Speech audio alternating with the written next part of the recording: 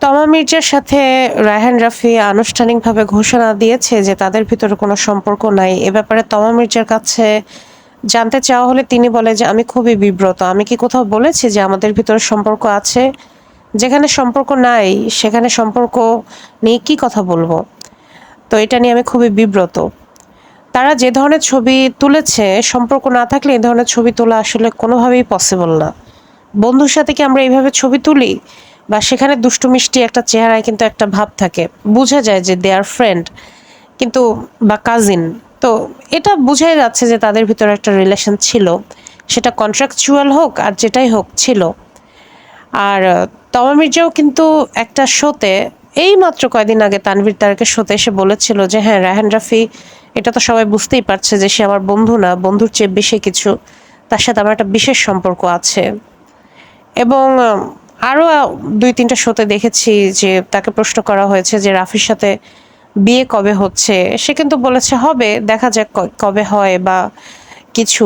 এবং রায়হান রাফিও কিন্তু বলেছে যে আমার একটা সম্পর্ক আছে এবং সে অবশ্যই নায়িকা। তবে এটা আমি ডিসক্লোজ করতে চাচ্ছি না।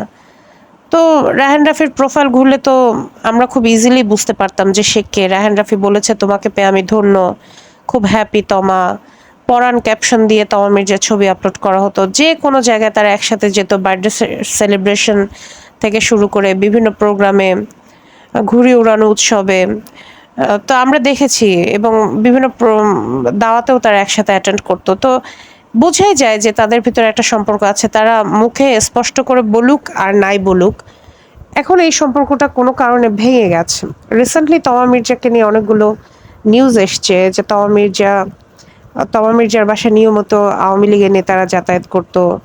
এরপর আরো নিউজ এসছে যে তমা মির্জার আন্ডারে অনেকগুলো ভার্সিটির মেয়ে থাকতো এবং সে বিশেষ কিছু ব্যবসা পরিচালনা করতো। আপনারা বুঝতে পারছেন। সে কিন্তু এই এলিগেশন গুলো নিয়ে একটানা স্ট্যাটাস দিল না প্রতিবাদ জানালো। আপনাদের মনে আছে মিষ্টি জান্নাত কয়দিন আগে তমা মির্জাকে নিয়ে একটা কথা বলেছিল যে, "আমার তো আর এরকম কোনো বয়ফ্রেন্ড নাই যার হাত ধরে আমাকে মিডিয়ায় কাজ করতে হয়। তা আমি তো ওরকম বয়ফ্রেন্ড পালি না।" তো এইটার বিরুদ্ধে কিন্তু এই সিম্পল একটা কথার বিরুদ্ধে এবং সে কিন্তু স্পষ্টত নাম নিয়েও বলেনি। এই সিম্পল একটা কথার এগেইনস্টে তমা মির্জা ১০ কোটি টাকার মানহানির মামলা করে মিষ্টি জান্নাতের বিরুদ্ধে এবং সেটা কিন্তু পরে এফডিসিতে গিয়ে মীমাংসাও হয়। মিষ্টি জান্নাত দুঃখ প্রকাশ করে। যেই তমা এত বেশি সেনসিটিভ সে এখন রায়হান রাফির ব্যাপারে কিন্তু একদম নিশ্চুপ এবং তার বিরুদ্ধে যে এই অ্যালিগেশন গুলো আসছে যে তার বাসায় আওয়ামী লীগের নেতারা নিয়মিত যাতায়াত করত, সে কিন্তু কিছু বলছে না। এই নিউজের এগেইনস্টে সে কিন্তু কোনো পোস্টও দিচ্ছে না। এখন আমরা ধরেই নিতে পারি যে বিষয়গুলো আসলে সত্য। আর রায়হান রাফি হয়তো মনে করেছে যে ডিভোর্সি মেয়েকে আসলে সমাজে বিয়ে করা যায়। একটা মেয়ে ডিভোর্সি এটা তো কোনো ক্রাইম না বা এটা তো কোনো ইস্যু হইতে পারে না।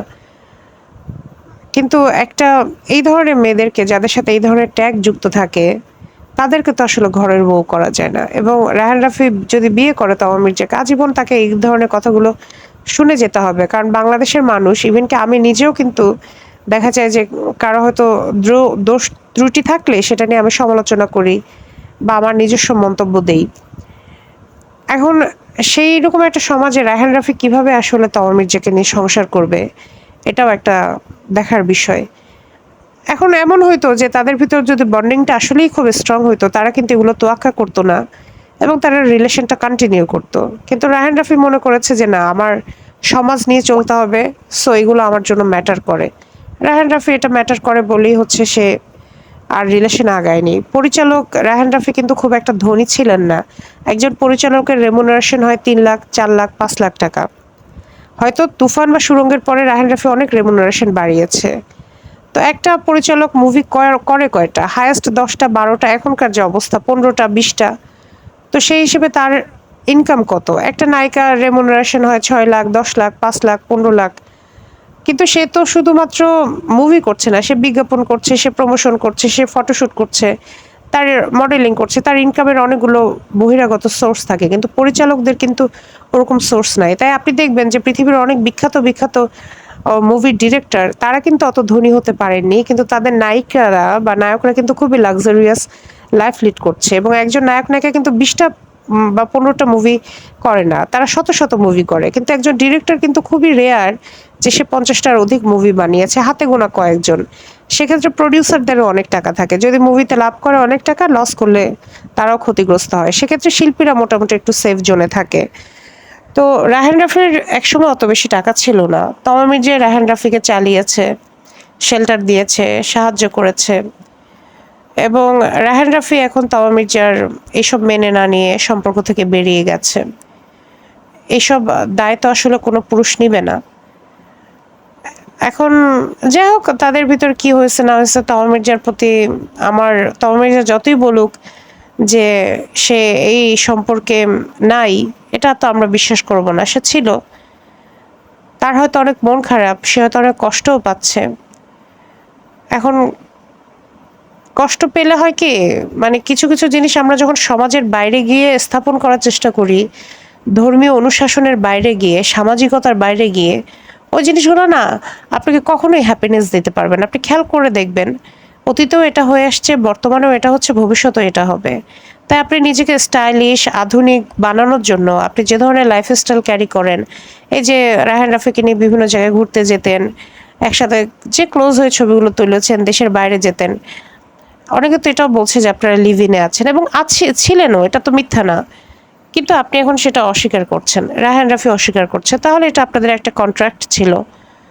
এখন এগুলো নিয়ে আসলে আর কিছু বলার নেই। মেবি এগুলো আপনাদের গা সওয়া হয়ে গিয়েছে, বাট আসলে একটা মানুষ কতটা শক্ত মনের হলে এত সিরিয়াস ইস্যুগুলো গা সওয়া হয়ে যায়, এটা মাঝে মাঝে ভাবতে খুবই অবাক লাগে, এই আর কি।